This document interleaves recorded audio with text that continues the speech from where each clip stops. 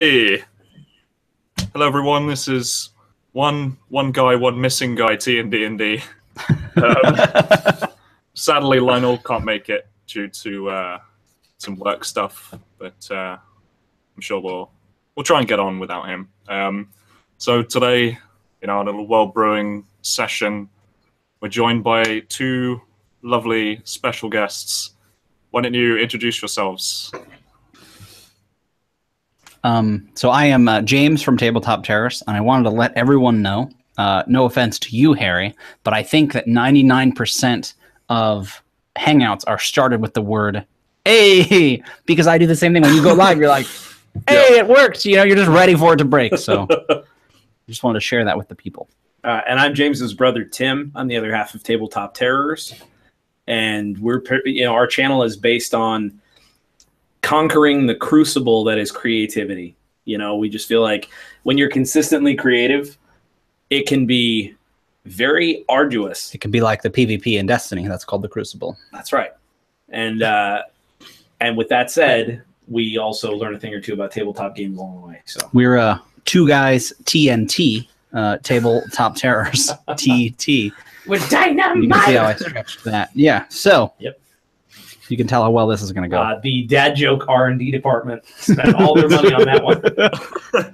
Years of, yeah. So, as the title sort of alludes, we're going to be looking at my sort of brand new setting called Spire, which is I'm going to try and make it D&D compatible.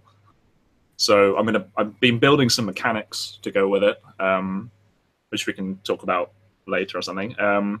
So what Spire is a sort of a tiered city, and each has its sort of own separate feel, but they're sort of interlinked.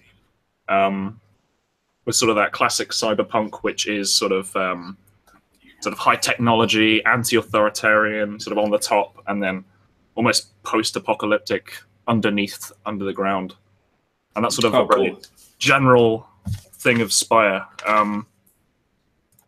So let's just see. What do you guys think when you hear cyberpunk?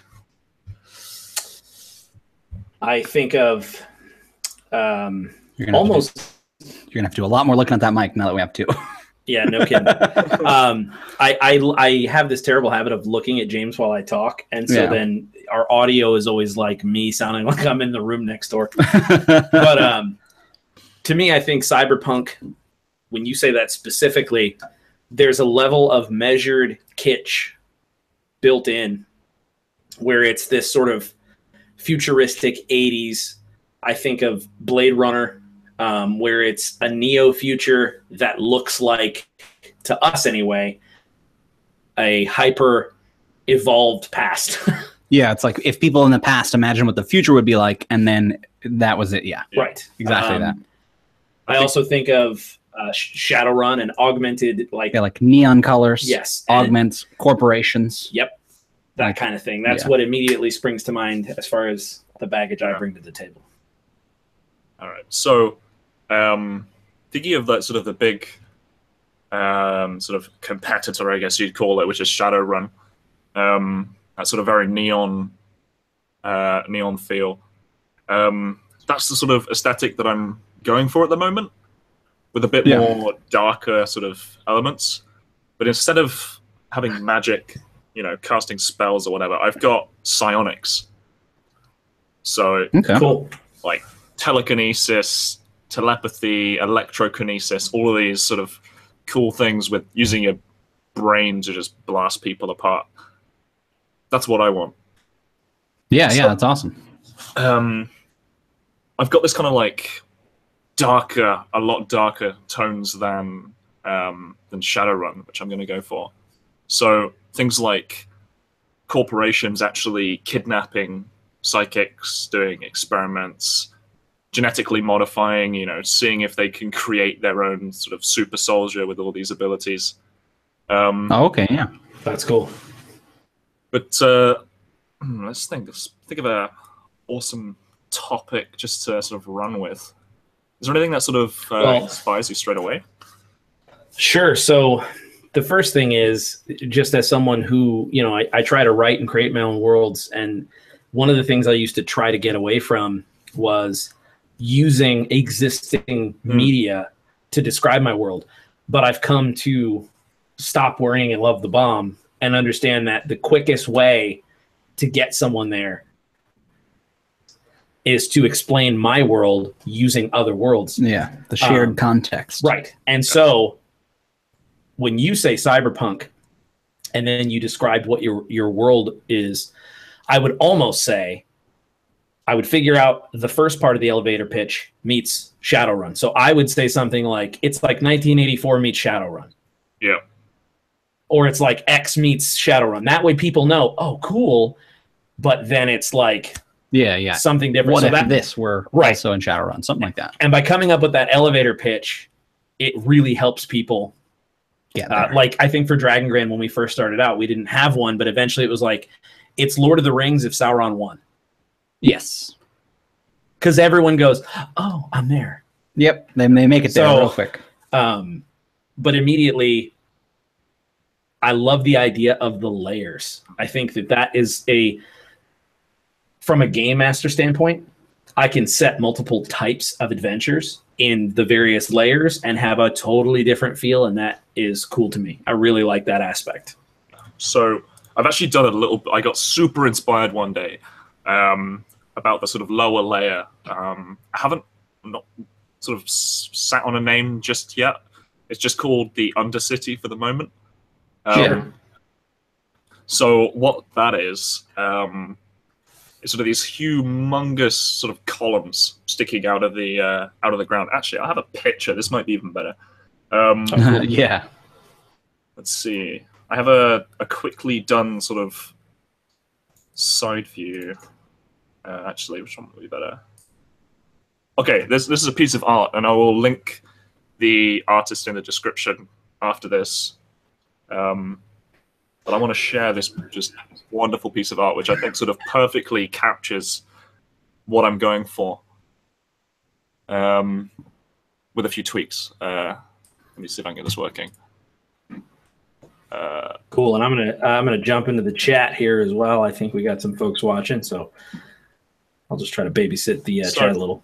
Hopefully that's working. Oh, yep, it is working. Yeah. So massive columns which are sort of lived in. So I imagine these like streets like spiraling around these columns, heading upwards to this sort of big layer of pipes and catwalks at the top, where the sort of city is maintained. And then yeah. So this is the Undercity, but literally underneath the city. This is where a lot of people live. That makes sense. So on the bottom, so in this picture, it's mostly water with boats, I think, sort of floating along. So on the bottom of this bit, there's a mixture of water and then just one gigantic scrap heap. So all of so it's like where everything goes. Yeah, all the everything just gets piped down, piled up, and living within this scrap heap are these. I guess you'd call them human. They're called dregs. And they sit sort of. They live. They have their own little societies, cultures, and they'll sort of raid the big columns, get sent back after a gunfight, and then I'll try again a couple of months later and get pushed back again. It's sort of this constant battle going on. Yeah. That's awesome. And sort of populating these columns and sort of the lower levels, there's a class of people called scrappers. So these are the people that go into the scrapyard, finding the juiciest bits like old discarded electronics, so big old like nuclear reactors that have gone defunct and it's just worth a load of money. And these are the people that go into this area and just sort of harvest it for what they can. Okay, yeah, awesome. So let me stop sharing and have everything break. There we go. But yeah, that's the sort of area that I've got mostly developed, and there's a couple of other cool pictures for the sort of the look of the dregs that I'm going for.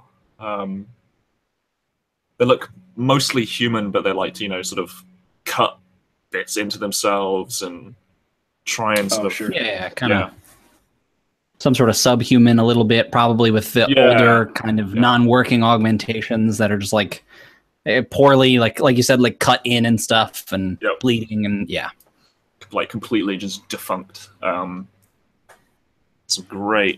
more great artwork, which I can share here. Oh wow. Man, yeah, that's really cool. That's really cool.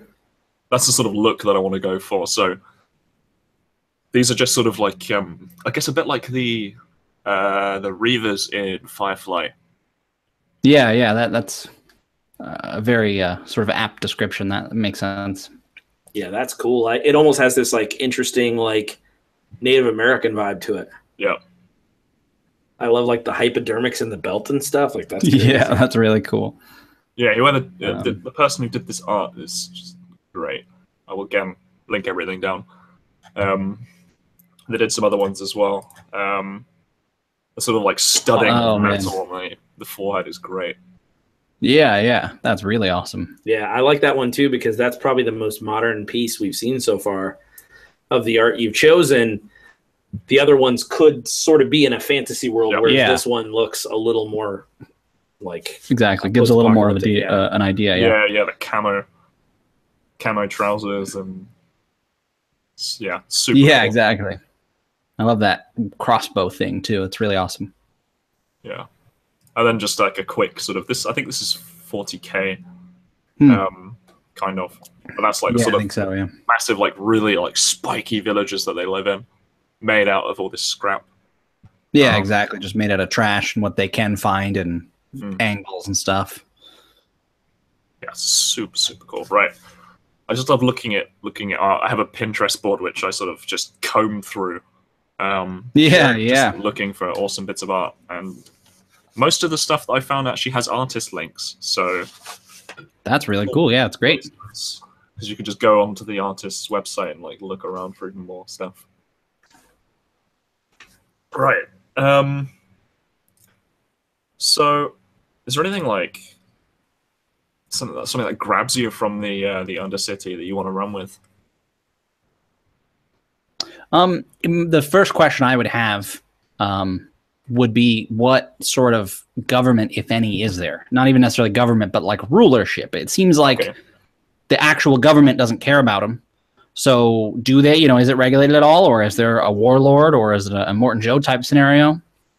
All right, so so the lower levels, the government is basically sort of absent. The government sort of concentrates its what limited power it has on the sort of upper city, the actual spire itself. So down here, there's sort of very, very limited. So you're going to have a lot of like crime families, gangs.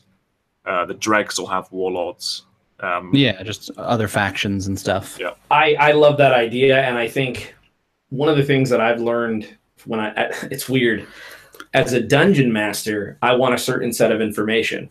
But when I was writing worlds, I would too often create fiction. So there's such a big difference, meaning I like my fiction well-defined and very specific and laid out, but I like my DMing stuff very what if with really good pillars. Yep. And so I love the idea of perhaps, like you said, like crime families. The way that I have started kind of writing is instead of writing, hey, here's a list of all the crime families and here's what they cover, I sort of give more of like a crime family generator. And here's what exists in the world, but here are some different ones you can make, and maybe even a generator of like how they're at odds. And so if I'm looking at this, this world, I would love to see some sort of faction list that I can kind of start making conflicts with, especially because how are they getting food down there? Like this particular part of the world seems like a really important part to talk about food, shelter, water. Those would be such hot commodities. Yeah. That the plots and everything would rotate around that probably a lot. Yeah, yeah. It's And almost so- post-apocalyptic down there. Right. So I would love that. Like, where are they getting their food, their water, and their shelter? And then how do the crime families relate to those commodities? I would probably start kind of riffing on that. Yeah, so I'm thinking dregs, definitely cannibals. Oh, Sure. okay. Yep. Gotta fair go. enough. Yep. So what's great about this is there is water down there, but it's seawater. Oh, okay. Can't drink it. So sort of underneath this sort of massive layer of scrap and sort of scattered around, there's this sort of underwater, sort of submerged, abandoned city that looks a little bit like 21st century sort of skyscrapers and tower blocks, and it's completely submerged under this thing. So this city has been sort of just built up and up and up and up in layers as time has gone on. And, you know, climate change, sort of big environmental disasters have sort of affected the area around, so it has to just keep on building up as the sea level rises. Yeah. So obviously you can't drink seawater, so I imagine a lot of the water might come from like just the dripping from the pipes above. So it would rain under here. Yeah, yeah. That's crazy. Yeah, that is crazy. So you said the government was not very involved. However, just thinking real, the people below would be puncturing these pipes. Like, there would be people consistently trying to poke holes in the pipes to get fresh water and get taps. And the government would have to have a squad or a task force or a team specifically to protect the pipe. Yeah. And you could even call them something like the pipe fitters or something, where it's like, they're cops, but they're made to not only stop the people puncturing the pipes, but they also have repair skills so that they can like patch up these pipes, because they would constantly be puncturing. Well, and yeah, I imagine these would be the same people that stop you from, because it seems like a lot of these pipes would be on the ceiling of what is the Undercity. Right. So the idea would be anybody that's doing that would also be disallowing people from getting through whatever, I don't know, sort of gates there are. You know, obviously there are hatches. It's basically like they're in the sewer and they could go up to the real city, but somebody's got to stop them. Otherwise, they'd just go up to the real city. No, I love that. And there's no reason for this other than that it's cool to me and it seems sci-fi, but I would maybe put them in pairs. Like there's a gatekeeper and a pipe fitter. There's a Mario and there's a Luigi. There's always a Mario and a Luigi. And so there's a gatekeeper and a pipe fitter, and the gatekeeper's job is to make sure nobody gets in and to sort of protect the pipe fitter, and then the pipe fitter's job is to fix all the leaks. Oh yeah. And they send them around in pairs. And so I just think that would be a good grouping, like a good buddy cop, you know, 2-person D&D session. Yeah, that's actually a really, really cool idea. So just sort of, I'm like visualizing it in my head now, just this sort of guy in overalls and like a toolbox sort of making his way across this like rickety, rusty catwalk, while this big guy, I don't know, some like big powered armor or something is like trudging along behind him with like this huge rifle. Yeah. Oh yeah. Like each footstep just like shaking this catwalk. Yeah. Yeah, the whole thing. Love That'd it. be awesome. So yeah, thinking about the government, going off on that tangent. So above, I'm thinking like it's quite a limited government. It's fairly powerless. It's sort of propped up by these much more powerful sort of corporate families. So it's more like, I imagine it more like, you know, a modern day monarch, where it's like, that's the government, but we know that they're just getting, you know, it's corrupt and they're just getting paid off. And so, So pretty much the only things the government has is sort of that sort of maintenance role, and then a very sort of stretched thin police force, and that's all it basically has. And I imagine it would be also used for sort of pumping out corporate propaganda for like, life here is amazing, don't leave. Exactly. Kind of thing. I think that's a big part of the sort of punk feel of it. There's a lot of that sort of authority sort of pressing down all the time on the sort of... I imagine, there would be a lot of... there'd be a lot of just the free market in action in a lot of cases. So the police force is very stretched thin, but somewhere that, you know, one of these corporations doesn't want anything bad to happen, they have their own, basically, militia. Oh yeah, exactly. And that's okay because you know they pay the government, and that's the only reason. You know, the government's like, yeah, we just don't go into that sector. They have private security, and though that may have once been illegal, they paid us, so that's that. Right, you know, exactly. No, that makes sense. And so, is the city itself going to be the whole setting? For the moment, I'm just concentrating on this one city. Because I love that. I actually really like that. But I imagine it's like a Judge Dredd scenario where this is Mega City 17, but you know, somewhere else there's something similar. Even if not the exact structure, right. They're like there are other settlements that are probably big cities. Yeah, because I'm thinking as a player, we're in Spire, and of course, you know, I'm not going to say, "Hey, boss, I want to leave session 1," but what is keeping people from leaving? And, you know, is it, you know, why can't people leave? Have you worked that out yet, or are you leaving that a bit of a mystery? I'm sort of, I guess, leaving that like a partial mystery. I mean, I had this sort of idea that Spire was created a long time ago by these big sort of corporate families coming in together, leaving their sort of nation states and sort of combining into this big sort of multicultural, massive just hub of capitalism. And it's just, it's so much better than, you know, the politics of war and nations. Yeah. And I imagine it has a lot to do with, in my mind, you know, the reason that you would build something so tall is because you couldn't build it wide. Yeah.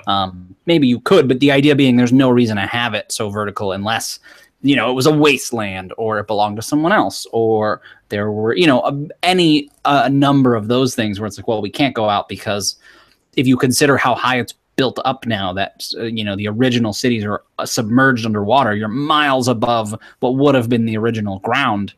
So, I mean, anything could happen. You know, anything could be the case. Yeah. So I think it would be on an island if I was going to build a sort of a bigger world to it, which I mean. Okay, yeah, that makes sense too. Yeah. Yeah. So then, and I think, well, because you can get away with saying, well, it's surrounded by water, or there's a wall, and you can go out there, but nobody knows. You know what I mean? Like there's certainly plenty of solutions. You know, we call it the Tabterian triangle, where we say, you know, some say, others posit, many believe. Because that's how real life is. There's not a real right answer. It's perception colored. But my thought is it would be really cool is if you, because I'm imagining this as a setting book. I don't know if that's where you're going with it. Yeah. But I'm imagining like if I had this in my hands, what would I want? And I would love a section that very quickly essentially says, unless you go outside, no one knows because you can't clearly see. Maybe because of industrial fog or whatever, you can't clearly see what's beyond the reaches of Spire. So here are some things you might find out there. You might find out that it's on an island. Yeah. You might find out that it's, you know, volcanically seared earth or, you know, a lot of different things. But I would love an, like you said, that like air of mystery where the DM can decide, but you never tell them. It's like, make your Spire. I think that's such a cool thing. Yeah, no, it's so Wim asked an interesting question. What's the normal mode of transport in the city? I immediately imagine flying cars, but I'm no expert. I don't know. I'm not really the biggest fan of flying cars in this. Well, it makes sense, but then in my mind, I'm like, if these towers are so tall, I'm like, there's just a lot of elevators, you know? Like, I feel like you might have a hard time getting away from that. Obviously, it's your setting, you can do whatever you want, but... I'm thinking, like, it's... like, the streets are, like, tiered, so they're, like, built, at least on the lower parts of it. So maybe... Oh, okay, yeah, so it's not, like, literally just big buildings. You can walk from one building to another or drive up. Yeah. So... instead of saying like, oh, I'm in Manhattan, I don't want to go to Queens, you're like, no, I'm in this I'm in the third section. You know, I'm on this floor. Right. So It's not like blocks away. It's like, well, you go 3 blocks over and then you go up 3 levels, and I like to go to that restaurant, you know? Yeah. Yeah. It's like, oh, that's 10 levels away. I can't get there today. Right. So that makes perfect sense, where it's like, yeah, it's just it's interconnected. So like the main modes of transport would be cars, buses, monorails, and bikes.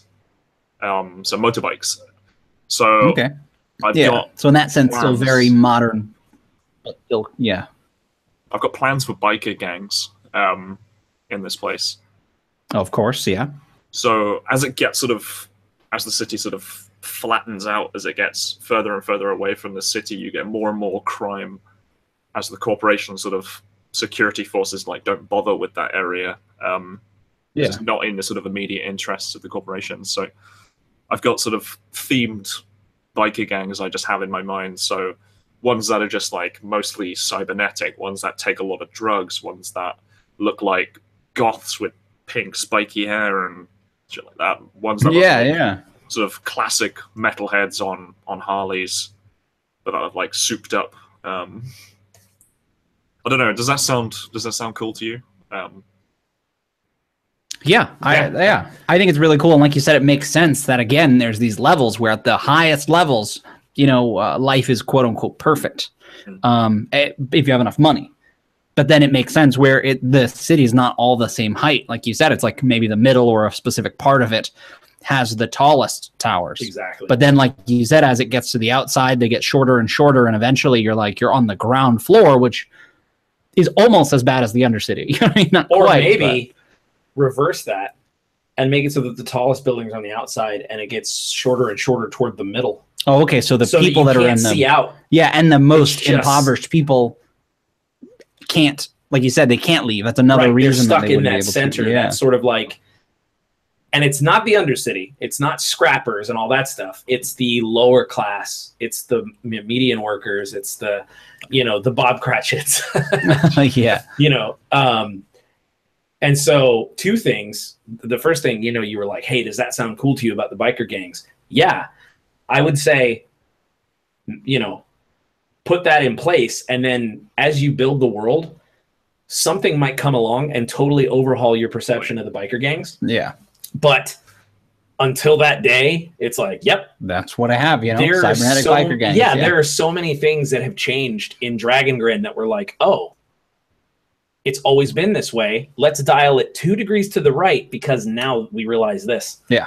So that was the first thing. The second thing is that I think a really cool thing to tie the layers together would be this sort of government funded a long time ago when the city was first built.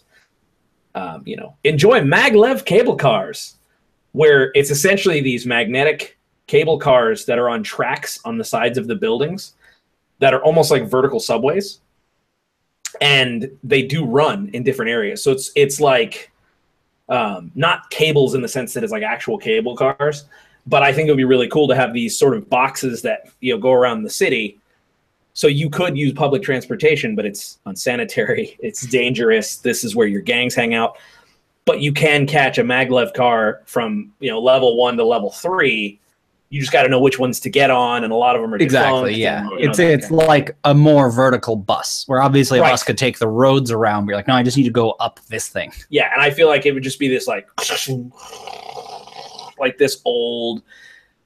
Cool when it was first, like World's Fair kind of looking thing, and they're climbing these buildings constantly, but like I said, most of them are squatters or hobos or it's like and obviously depending on where they run. Sure. The lower level ones are going to be more like riding a subway in some of the the Bronx. And then maybe when you get into the fancier parts of town, there are like newer updated ones that are all streamlined and sleek and move really quickly and stuff like that.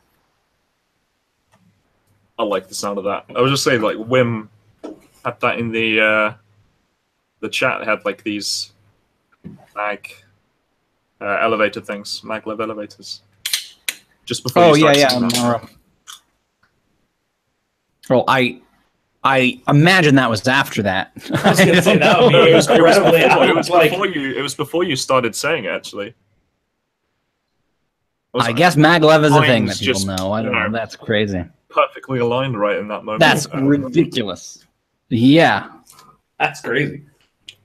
Yeah, whatever. Okay, because I love that. But I absolutely love that. Yeah, exactly. And because Wim mentioned earlier, monorails, like higher up monorail, same kind of idea. Yeah, Monorail. so... What's that sound? Cyberpunk. So, is there a... Oh, go ahead. I was just about to this is something that I was listening to. Okay, I was watching John Wick again yesterday, and this thought popped into my head as he was, the scene where he's in the club just killing a bunch of people. Yeah, I'm familiar. Yeah. Well, I don't know, the music, something just switched. Oh, dude, yeah. In my brain. Had this super cool idea about nightclubs just being these rows and rows and rows of chairs that people just sit into and plug themselves into this virtual. Oh yeah. There you go. And yeah, no, that's really awesome. Extremely cyberpunk. Yeah, I'm just imagining as like the beat gets going, just this thudding bass, like it's getting ready to drop, and then suddenly it like you have these flashing words like over your face. It just says like insert creds to continue kind of thing. Keeps you coming back. Like I wanted to explore some of the sort of themes of that sort of overstimulation and addiction. I wanted to really cool. have that theme sort of intermingled with all the others. No, that's extremely cyberpunk. That's like perfect. That could even be a reason why people don't leave. They're addicted to this virtual reality cyberspace that is just so wonderful, so amazing. It's just keeping them there. Exactly, and it's just a matter of making money to do that rather than living in the real world. Yeah. And, I think you'd have the far end of that spectrum where you have some of these places that are like opium dens. Yeah. Like, perhaps it's government regulated, not in these dens, but it's probably regulated. Like, you can only spend so much time on the net, because we need productive members of society and blah, blah, blah, blah. It's like, and these people, it's basically opium dens for staying on the net all the time. They're strung out and just, and they're, like you said, the person is just in that mode where they're like, but then it shows what they're seeing and they're like flying in a manga. Exactly. I also like to imagine on the other end of that, there are people that don't believe in that, people that think that that's, abomination. And in the same respect, possibly a faction that feels like their main goal is to get out of the city because they think it's a paradise beyond and they're trapped here. Yeah. Whether or not that's true. Like, oh, we need to get away from this. People that want to get away from corporations and all of this kind of really the out from under the thumb of the corporations, but not living underneath the city. They would want to leave. And sometimes maybe they do. And, they get out and who knows what happens. Yeah. And I feel like, too, and this one of the things I would look at is without overdoing it, start coming up with a list of slang. Because one of the big earmarks of at least Clockwork Orange type, future imperfect stuff is it's usually got a good list of slang stuff. And immediately I was just like, oh, you switched off. Like basically you don't get on the net at all. Exactly. Like you're switched off. It's like, I feel like it would be the equivalent of someone living in the woods. Exactly. Not using the internet. Yeah. Like, they're not synced up to the time. They're not synced up. So like, hey, you got the time? No. What are you, switched off? Like, what I mean? It's like it's a big deal to not be on like LinkedIn. Yeah, I've been reading quite a bit of literature, trying to sort of absorb like all the kind of slang that they have to sort of get that sort of feel. Because I know Shadowrun has that. I mean, the place they call where at least I haven't played the tabletop game, but I played the computer game, the more recent one, and the place where you go to get jobs is the Seamstresses Union, and it's a bar, but it's like, I don't know, the seamstress, you know what I mean? Like, yeah. It's just those little things where you're like, well, that's just what it's called. I don't know. There's probably a really good reason, but that's their kind of slang, Yeah, definitely. Yeah, slang is a big thing that I really need to put some time. I should just carry a notebook with me and just, if I see some like random sign, just like write it down. Dude. Yeah, your phone. He's not looking at the. Yeah. Oh, my phone is. You gotta terrible. use your phone, man. Terrible. Oh, is it? Yeah. It's a flip phone. You're using a T9. I wish it was a flip phone. It might run faster. Oh man! Oh god! Like, I hearken for the days where. So flip phones, yes, right? take your notepad everywhere. Yeah. I just always encourage people for phones because I have lost notebooks before or had them damaged beyond repair, and I'm like, no. Yeah, I have so many notebooks. I end up like sort of losing them and just buying new ones and finding the old ones and just filling the new ones rather than filling the old ones. Yeah, yeah, exactly. So you have a bunch of one quarter, one half full notebooks lying around. Mm-hmm. Women's just firing out these ideas in the chat. Yeah. Love it. So, what have I got written here? I have a big Google Doc that is already just slowly filling up with all sorts of stuff. I have roll tables on the way. That's awesome. Yeah, I mean, that's where it starts. That is where it all starts. Now, I think Wayne asked earlier, and you answered, is it going to be compatible with 5e? Yes. Do you plan on, well, I imagine, I think I know the answer to this question. I imagine you plan on making new classes then, and maybe changing some of the skills based on it fitting. Do you have any idea of what they might be yet, or so anything like that? Or that even if you don't know, as far as what about like weapons, like what things are changing basically? What are the big earmarks of things that if I know 5th edition, I'll have to learn? So I've got plans for 2, possibly 3 classes. So the Psion, so all the psychic powers.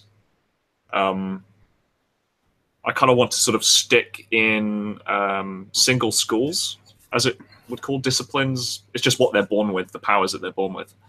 So they're born with telepathy. They can't then do telekinesis. So I need to come up with a lot of different options to sort of keep those fresh and sort of interesting.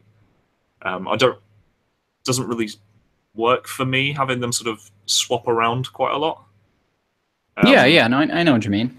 Obviously, and in the same respect, there are potentially other ways you could handle that. But I think no matter what, that's a perfectly reasonable way to feel until you get a chance to start playtesting it. Yeah, it'll probably when you're like, oh, you know what I mean? Yeah. Yeah. Exactly. So that's the kind of thing where you make a decision, and I'm like, yeah, I mean, I don't worry about the specifics because I'm like, well, we'll find out. Yeah, exactly. But I've got the sort of hacking class, so I want to really sort of go down the sort of cyberspace, and sort of I'm sort of imagining like in combat, on the hacker's turn, they can enter the cyberspace and do things from a sort of a different plane and sort of mess with people's cybernetics from a distance. And like move around and like look around corners by looking at cameras and things like that. So I don't think there's anything wrong with this, but that is like 100% how Shadowrun does it. Yes, yeah. And the thing is, I'm like, there's going to be a lot of overlap. It's Cyberpunk, that's okay. But basically, I don't know if you have looked at Shadowrun and like wanted to, because it almost might be dangerous not to find out what they do, so that you're not like doing exactly what they do because it's Cyberpunk trope. Yeah, I've looked at Shadowrun and Cyberspace, which is an older game. Okay. And yeah, I really do want to try and sort of stay away from it, but obviously some of it will be very similar. Yeah, exactly. I'm like that, and there's nothing wrong with that. That's the main thing. There's going to be overlap. Yeah, and I'm sure they're both Cyberpunk already. Yeah, my way of hacking will probably be slightly different to Shadowrun. Absolutely. Oh, dude, yeah. Yeah, and I don't know. Yeah. I also don't know how they handle it in the RPG. If it is, again, I've only played the video game, and I know that's a thing to do. And prepare yourself, if you already haven't, which you sound like you might have, just prepare yourself. People's instinct, so that they can understand it, is to compare it to what they've already understood. Sometimes in a very negative fashion. Right. So, whereas James is telling you, like, hey, just look at it for me, when we first did Dragon Grin, I guess that there are a couple of settings where evil has won. Like I think one of them is called Midnight or something. I had never heard of it. And Paradox also. Oh no, maybe it was not Paradox. I think they published that game Tyranny right around the time we were really getting into Dragon Grin, where the whole idea of the game is evil one. Right. Yeah. And so we had a lot of, it's just like this, and it's almost like X, this. Yeah. I don't know why people like to dismiss as though it's like, oh, I've seen it before. And so I just want to encourage you, like you said, yours is going to be different. It doesn't matter how similar it is to Shadowrun. It will never be the same in whole. And so and that's just very important because I mean we get those people all the time. I purposefully steered away from the game Midnight. I've never read the setting because I don't want to be inspired by it. Like I'm like, no, whatever they did, let it be theirs. And then that is another way to do it, exactly. Because no matter what, like I mean the amount of people, I guess there weren't that many, but we had at least a few people with the adventure kit like, oh, so it's just like Arthas? And I'm like, that can't be the only guy that is a frozen king. You know what I mean? I'm like, that's not fair. Hi, Lich King. Yeah, so it's the kind of thing where you just, that's all, like you said, just remember that that's going to happen and that those people don't matter. But the other thing, though, is that like what James is saying, when it's something as important as the genre of cyberpunk, you kind of do have to know your way around because hardcore fans, you don't want to come in and be so surprised by what you do that it's not, cyberpunk. Exactly. Yeah. So, but it'll be an interesting line to walk. But I mean, I don't know enough about it in general. So I'm like, I think it's, it's good that you're more or less doing your research, basically. It may be, I've got like two ways of doing it, like going that real, like into cyberspace way, or just really tapping some buttons, making arm just like go. Well, exactly. But I understand, you wanting to make it a class that has something interesting to do, except for I rolled to see how good I type. Exactly. That's the point of like, you want a novel way. And I'm like, there's nothing wrong with that, Sure. And, what just clicked to me was when you have different ways of achieving the same thing, this is where subclasses can come in for flavor within a class. So you can have the cyberspace hacker who goes in and is more like ethereal and like connected. And then you can have the more like, I don't trust the system. Like they control constructs within it. Right. They don't like go in snipping themselves. Wires and plugging in different things and stuff. Yeah. So, that's the sort of, if I go to my Google Doc for classes, I think those are the sort of, I had one tentatively called a bit geek. Okay. I don't know where that came from, but and I think they were something to do with, they were the ones that were like going in and going into cyberspace. And then I had a scrapper as a subclass or a class, because I really want to go deep into sort of creating your own weapons and actually creating your own cybernetic implants. Heck yeah. So with the sort of weapon creation, I wanted you to sort of, pick your damage die, pick your sort of the properties that do you want to give your sword reach, blah, blah, blah, pick all of those, it increases the cost and decreases the cost, whatever you choose, and have it be whatever you want it to be. Like, I don't like the sort of, this is a longsword, it does this. Like, yeah, exactly. Right. Yeah, I want my longsword to mechanically, have that's what I want. Exactly, yeah. Mechanically, I can use a longsword, but I'm like, well, but I like the way a polearm looks. So this is a longsword, but it's in character, it's just this. I'm like, you're just building reskinning into the game. Like, no, it can be whatever you want. Yeah, it's rule of cool, but with some mechanics to fit the rule of cool, rather than using. Yeah, that's what. No, that makes perfect sense. So. And obviously, I want to, create this just huge variety of cybernetics where, you take, what do I want to do to my arm? I want to make it half metal. I want to conceal a blade. You can choose sort of what you want to add. But at the same time, I'm a big fan of with power comes consequence. So like with your... Yeah, exactly. Like with Harbinger, you cast too many spells, you might explode. Oh, yeah. Right. So Exactly. Exactly that. I was creating something like that at the same time as you guys, and I was doing it for a dark fantasy setting I was working on.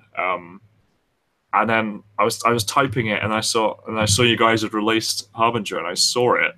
I was like, "Fuck, they got there first." Well, but that's the thing. I'm like, we're certainly not the first people to do that. But it was so similar. There was just some very slight differences with what I'd done. Well, that's what I'm saying. I'm like, I don't know. Done it better. Like, seriously. Well, but exactly. I guess what I'm saying is the only thing is that you know us, that we did it. But that's what I mean. I'm like, but I know there's another system out there that does, like, that kind of push your luck style. In fact, our first Asher tables were just, oh no, that's what it was. They were separate tables, and now they're all one, or is it the opposite? I don't remember. That's the opposite. They were all one table. They were all one table, and we were trying to make it work and separate. Yeah. We tiered it because it was like, okay, we want the stakes to raise at certain levels. Yeah, right, at certain levels, so that it's But that's the thing. I'm like, that's not a new concept. So the idea being, as long as you don't call it Astra and copy the table, I'm like, it's a, you know what I mean? I'm like, we're all using the D20 system. It's like. Yeah. I basically, I wouldn't be too shy about that because, I mean, Harbinger's built completely on 5th edition. So, I mean, we're using everything D&D does, you know, so that's all. I mean, yeah, I had a completely different roll table. I'd gone with sort of like massive exactly roll table with sort of increasing DCs that you had to make. So it was like a chance of something.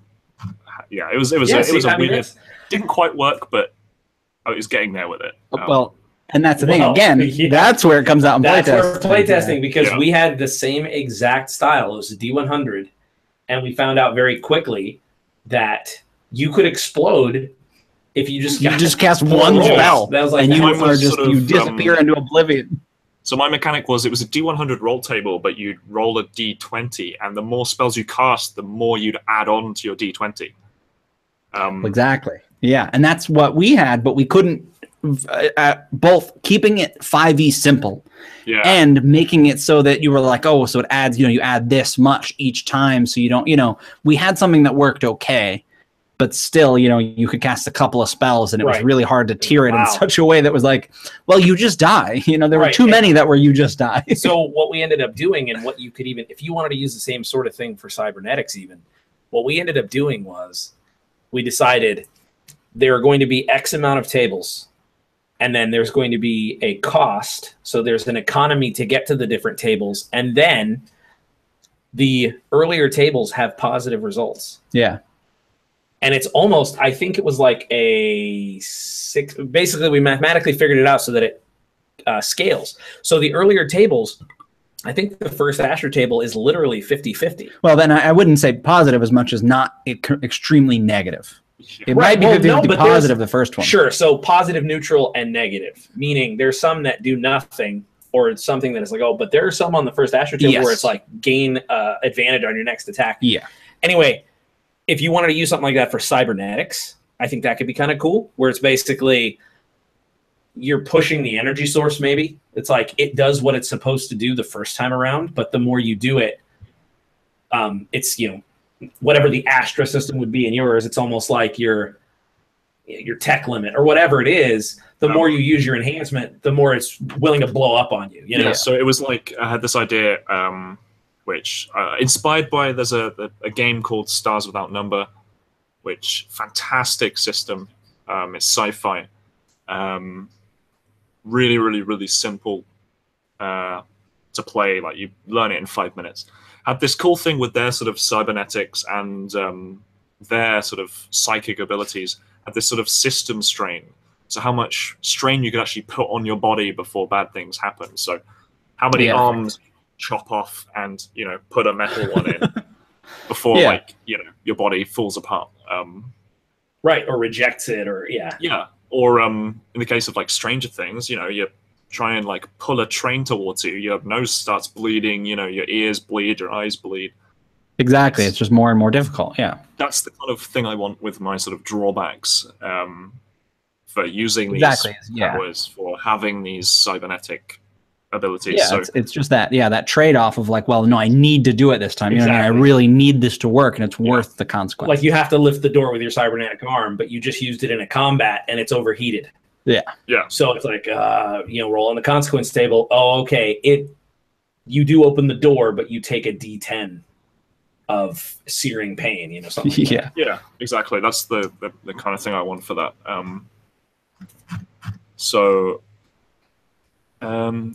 Let's go a little bit down the psionic rabbit hole, and see where psychics fit. So at the moment, I've got sort of they're like super rare. One every million or so people is one of these genetic freaks, and the corporations are just like so wanting to get their hands on these people. Yeah. Because if someone unlocks that genetic secret, so that they can make their own, psionic warriors, they can just win. They can just exactly take care of all their all of their sort of competitors and just own Spire. Yeah, exactly. Yeah, that makes of course. perfect sense. Yeah. So I imagine like a lot of them sort of head underground to live with the scrappers for a while, or maybe or maybe they are actually hired by I don't know, like the mafia to do hits or go steal some data from a data vault in deep within like a corporation tower or something. Exactly, because they're special people. Yeah. Exactly. Aside from just the corporations wanting to study them, other people would not have a use for it in that sense, but would still want to use them. Like you said, people would pay, hey, if you have these abilities, we want to pay you to do this or do that. And similar to the same way they might pay a hacker. Yeah. And, so two things spring to mind. The first one is I would immediately play a character. If I was one of those, I would hide it. Yeah, exactly. That would be my thing. That'd be a huge thing. I'd live on level 2 and I would just hide it. Yeah. And then if, hopefully my dungeon master would come up for a reason to have me either like let someone die or use my powers, something like that. Yeah. But the other thing is, and this already, the minute you say that it's 1 in a million, everyone's going to want to play one. So bear that in mind that I think out of 4 people, at least 2 will be like, hey, I want to be a psionic. But if everyone's a psionic, then what you do, you start them in a corporation lab, you have them bust out, get the hell out of there. That's your campaign start. Love it. Yep. No, I love it. I love it. Yep. No, and it's not a negative thing. I'm just telling you what we saw as soon as we introduced Tome Hearts or Dragonbound or any of those in Dragonbound. It's like, because it's the highest compliment. People think it's cool and they're inspired. And so we're doing our job right if they want to play the character. Exactly. Yeah, definitely. I'm just thinking all sorts of campaign openers now. Going back to that maglev thing, have your sort of do or die, use your powers or die kind of thing, or have a bunch of people die. Have this maglev sort of peel off the side of the building, start falling down. If you don't use your telekinesis, everyone dies. But you could save yourself, and then like no one would find out. Yeah. Right. Massive choice, I love that, and that would be a really cool way to, like you said, start a campaign, because the character might surprise you, as they always do, new players, and they won't use the powers. You're like, you give it to them on a silver platter, and then they instead have a campaign about dealing with the guilt of not using their powers, which can be a cooler campaign. It can be very cool too, I love that. Yeah, so that's the sort of the themes that I want to have in this. It's like, dark stuff does happen. Bad stuff will definitely happen. It's more often than not, it's either really bad or bad, like the outcomes to a lot of these things. Exactly, just generally skewed toward not being very good. It's like, it's always raining in Spire. It's like, is the kind of sort of feel I want to have. Oh, sure. Neon looks good in rain puddles. It does. That's very true. Neon looks great in the rain. Like all of the art is just, it's raining and neon. So Oh, I've just come across the really cool piece of art that I downloaded. I wanted to share. So let me just share this real quick. Yeah, perfect. Yeah. And just what's the kind of what does this invoke when you see this? Is that not To me immediately? It looks like organ reavers, like someone who's coming to repo cybernetics that other people can't pay for. Oh man, yeah.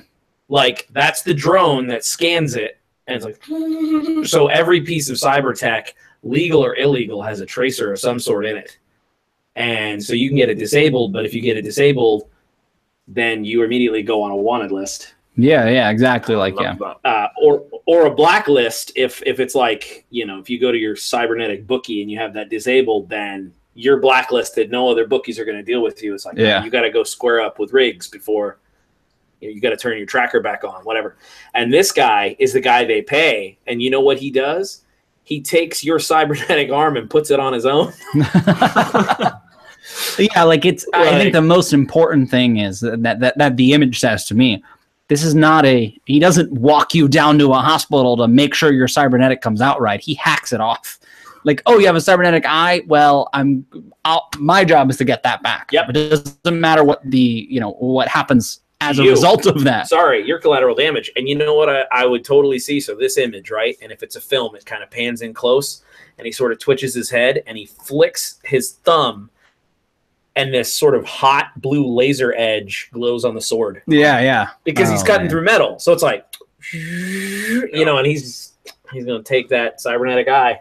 Kind of imagining his left arm sort of being this sort of toolkit which you can then use to like surgically remove, eyes. Oh, and see, that is very cool. So instead of having just a normal hand, this thing can, output a massive scalpel or tweezers or whatever, just like it's huge. I see it as this guy owes his bookie. They took his arm back and said, all right, you need to go get this, and this before you get yours back. I love that. It's the good old sign your paycheck over to the bookie kind of deal. Oh, I love that. And so I'm going to just throw something else too. Another what if. This guy is outfitted with the highest tech gear. And that's actually, that's holonetics. And so he has this sort of like holographic, like kind of shape-shifting thing that can come out of that, where it's a hand or it's like a hard light. It's a hard light fixture. So he's like, and just a normal hand, right, like you said, his scalpel or something. Scalpel or like his fingers can be, and it's like this holonetics where it's like, you're just an absolute genius. That's so cool. That is very cool. So it is. I know we started a little bit late, but it is getting to 6. That's usually we end. So I did want to. We'll start wrapping it up. But I wanted to start asking you some more logistical questions that it's okay if you don't have the answers to. Yeah. But I just wanted to kind of see if you had an idea or what your idea was. Are you plan on publishing this? Yeah, I was probably just going to give it, put it on for free. Well, that's fine, but that's what I mean. Putting it together and giving it to people. Yeah, sure, publishing it in a way that makes sense. Yeah. So, and I know you wanted to do it for 5e. Do you have any sort of time frame? Are you giving yourself a deadline, or it's just a pet project right now? Like I said, it's okay if some of these answers are I don't know. These are not things you have to know answers to. I think I'm still in university. I'm writing my dissertation this year, so. So not this year. That's like I said. That's sort of something that I'm sort of doing. The odd half an hour on. Yeah, absolutely. Sure. No, I totally get that. I think. So no, like I said, that's perfectly fine. Easter where I don't have anything to do. Yeah. So my dissertation is handed in before then. So that month of Easter is just going to be writing. So I kind of want to have like a soft deadline of like mid-April. So, and again, like we've talked about, obviously, there's play testing and things. I just wasn't sure when that would start. I mean, obviously, like you said, you're giving it, so it'll just be a matter of saying, "Hey guys, play test this and let me know what you think," kind of thing. I just didn't. So you're thinking mid-April to get to that point where people can start looking at it, like really, and run games there and stuff. I think mid-April would be like this is what I've got, shove it all out. Sure. But Yeah, I might yeah. do some like Sure. I'll have like setting stuff in. I think I might do a couple of smaller play tests, maybe over Christmas or something. Yeah, yeah. And I With a think couple of, that like, is a really good classes. way to do it. Yeah, exactly. I may I try think and it's always a good idea. I may try and build something to like level 3 and then, see where it goes, because that gives a little bit to work with, but it's not like super out there. Well, exactly. And so many things may change. You have to do it incrementally like that, because if you write the whole thing and all of it, and then you're like, oh, this mechanic that I based a lot of stuff on doesn't really work. Now what? So it makes sense to kind of do it incrementally. Like I thought level 5 originally, but I thought level 3 is probably, it's an easy chunk. It gives you a nice little range of abilities. It really lets you dial it in, because level 3, I feel like, especially with 5th edition, is where everything really starts, and then making level 3 level 5 is easy, but 3 is really like the sweet spot of, all right, this is the basic idea of the classes and subclasses. Right, because at the that first 3 levels can change a lot, because it's a foundation that you build everything else on. And so we learned with the Mechanist in Harbinger, that thing changed super drastically. And if we had built up to 5 or 8, it's just a lot more to slog through to change. Especially if the things in 5 and 8 are leaning on to things in 1, 3. 2, and 3. But yeah, I recommend that if you're looking to have a good time during Easter, let me tell you what, buddy. I know this public house. Let me tell you. What I found is that for the Dead Man's Guide to Dragongrin, we had a brainstorm doc like you did. That was, I think the thing was like 78 pages.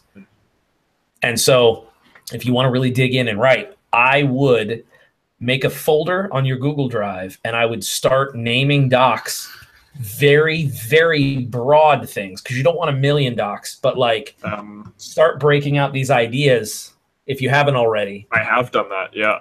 Okay, good.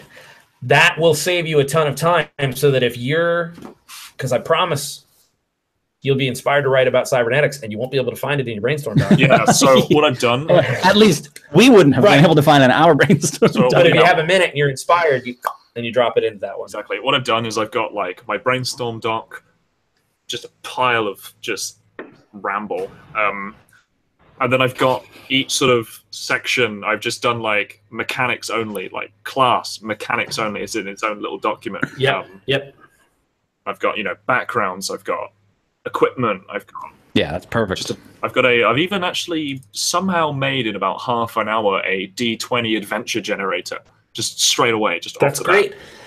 Listen, man, those are the kinds of things when you're writing, going back, you're going to be so happy that you spent that 30 minutes, because you'll be like, oh, this is perfect for this section of the city. And so you start building these oh man. Yeah. I love it when past Tim surprises present Tim. Yeah. Yeah. Oh, damn, I've actually surprised myself. I'm just reading it again. Okay, yeah. Yeah. So I've got like objective, keep that location, and then adversary. Like, I've got drug-fueled cyborg. I think I might have been... That's fantastic. Yeah. Yeah, that's perfect. That's interesting. But yeah, like, I don't know. Locations like, what's that? Your computer as a location. And I could use it like a hackers thing, yeah. No, I like that. Damn, I'm surprised myself. Yeah, but yeah, exactly. Yeah, and so that's what I mean. That question was partly selfish, because I'm very curious as to when I can get my hands on, some of the nitty gritty when you really flesh it out and stuff. It's always just fun to look through that kind of stuff. And so one more question, I guess, as we wind down, which is, are you heading this up yourself, or are you co-writing this with others, or what's the plan? This is entirely myself. Which is, I guess, why it's always really, I think it's hard to come up with yourself. You guys are so privileged with Avatar. There's 4 of you. No question. I know. Oh, God. And it never fails. The part that's muddy, the other guy always has it. Yeah, it's like, he's just like, you're like, oh, there's this one thing I'm not really sure about. And it's like, listen, I've got a great idea for that. Sit back. Yeah. Buckle up, buddy. Buckle up. It's like, what if the moons are ruled by septs and you're like, Yep. You're like, that's the part I couldn't figure out. Thank you for figuring it out. Yeah, so I agree with you completely that that's always hard. But you get that to some degree in playtesting, depending on how much input you're interested in. Yeah. You know? So I want to try and get Lionel in on this, but he's busy. He's got kids. He's got 2 jobs. He's a busy man. I did not know he had 2 jobs. Lionel, I'm sorry to hear that, man. Yeah. So I know, as someone who does my full-time job and AbTab, which is a second job, that is your life. Yeah, exactly. So to add, I could not add AbTab onto a second job. That would never work. Yeah. So I'd love to get his thoughts, because we it was just completely by chance that we made this channel together.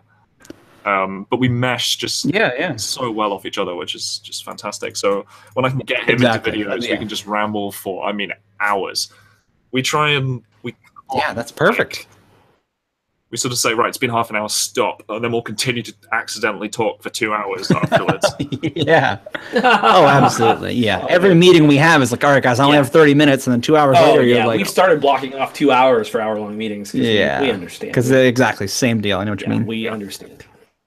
So, is there any other questions that you have, like, about anything? No, I think that covered a really good sort of overarching thing. You know, I like to think we helped you with a few things, but in general, I have a much better idea of what it is now. And like I said, I'm excited to see more about it, or at least even specifically more concrete details, and especially to see or play in it myself. You know, so when that time comes, it'll be really cool. Obviously, your dissertation is very important. Too bad your dissertation isn't a setting guide, because that would have just really gone hand in hand really well. Like, no, I mean, if I was trying to work out, something to do with the genome of rice, and that this was relevant somehow to my work, then sadly not. Maybe the food source is entirely rice. I don't know. Yeah, exactly. That'll work with my dissertation. It'll be a stretch, exactly, but it goes in seawater. No, I don't think that's true. Tim did not go to school about the genome of rice, if you couldn't tell. I know all about the ocean. I don't.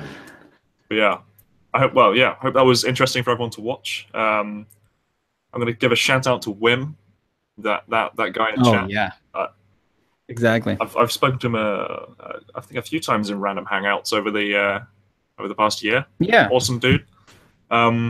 He's had some amazing ideas, so thank you very much, Wim. And yeah, Lionel.